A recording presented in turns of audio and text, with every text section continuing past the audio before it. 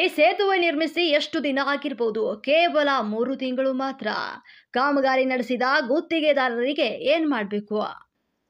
ಹೌದು, ಕಾಮಗಾರಿ ನಡೆಸಿದ 3 ತಿಂಗಳಿಗೆ ಸೇತುವೆ ಅಧ್ವಾನವಾಗಿ ಹೋಗಿದೆ. ಸೇತುವೆ ಮೇಲೆ ಸಂಚರಿಸಕ್ಕೆ 8 ಗುಂಡಿಗೆ ಬೇಕು ಕಣ್ರಿ. ಮಳೆ ಬಂದಾಗ ಈ ಸೇತುವೆ ಮೇಲೆ ವೇಗವೇನಾದ್ರೂ ಹೋದ್ರೆ ಆಸ್ಪತ್ರೆ ಸೇರೋದಂತೂ ಗ್ಯಾರಂಟಿ. ಎಷ್ಟೆಲ್ಲ ವಿಸ್ತರಿಸೋದು ನಂಜನಗೂಡು ತಾಲೂಕಿನ ಕಪ್ಪೆಸೋಗೆ ಗ್ರಾಮದಲ್ಲಿ ನಿರ್ಮಾಣವಾದಂತ ಸೇತುವೆ ಬಗ್ಗೆ. ಕೇವಲ 3 ತಿಂಗಳ ಹಿಂದಷ್ಟೇ ಇದನ್ನ ನಿರ್ಮಿಸಿದ್ದು, ಇಲ್ಲಿ ಓಡಾಡುವ ಜನಕ್ಕೆ ಪ್ರಯೋಜನವಾಗಲಿ ಅಂತ ನಿರ್ಮಿಸಿದ್ದು. ಶಾಸಕ ದರ್ಶನ್ ಧ್ರುವನಾರಾಯಣರವರಂತೂ ಸಿದ್ದರಾಮಯ್ಯನವರಿಗೆ ದುಂಬಾಲು ಬಿದ್ದ ಅನುದಾನ ತಂದು ಪಾಪ ನಿರ್ಮಾಣಕ್ಕೆ ಚಾಲನೆಯನ್ನ ನೀಡಿದ್ರು. ಕಾಮಗಾರಿ ಏನೋ ನಡೆಯಿತು, ಆದ್ರೆ ಗುಣಮಟ್ಟವಂತೂ ಆ ದೇವರೇ ಕಾಪಾಡಬೇಕು. ಮಳೆ ಬಂದಂತೂ ಕೆಸರುಗದ್ದೆಯಾಗಿ ಮಾರ್ಪಾಡುವಾಗುತ್ತದೆ. 3 ತಿಂಗಳಿಗೆ ಹಳ್ಳಗುಂಡಿಗಳು ಕಳಪೆ ಕಾಮಗಾರಿಯನ್ನ ಬಯಲು ಮಾಡಿವೆ. 60 ಲಕ್ಷ ವೆಚ್ಚದಲ್ಲಿ ಈ ಸೇತುವೆಯನ್ನ ನಿರ್ಮಿಸಲಾಗಿದೆ. ಡಾಂಬರ್ ಕಿತ್ತು ಬಂದು ದಿನಗಳೇ ಉರುಳಿವೆ. ಕೆಸರುಗದ್ದೆಯಂತಾಗುವ ರಸ್ತೆಯಲ್ಲಿ ವಾಹನ ಸವಾರರು ಕಸರತ್ತು ಮಾಡಬೇಕಾಗುತ್ತದೆ. ಇನ್ನು ಶಾಲಾ ಮಕ್ಕಳ ಪರಿಸ್ಥಿತಿಯಂತೂ ಬಣ್ಣಿಸಲು ಸಾಧ್ಯವೇ ಇಲ್ಲ. ಸದ್ಯ ಸ್ಥಳೀಯರಂತೂ ಗುತ್ತಿಗೆದಾರನ ವಿರುದ್ಧ ಆಕ್ರೋಶವನ್ನ ವ್ಯಕ್ತಪಡಿಸ್ತಾ ಇದ್ದಾರೆ.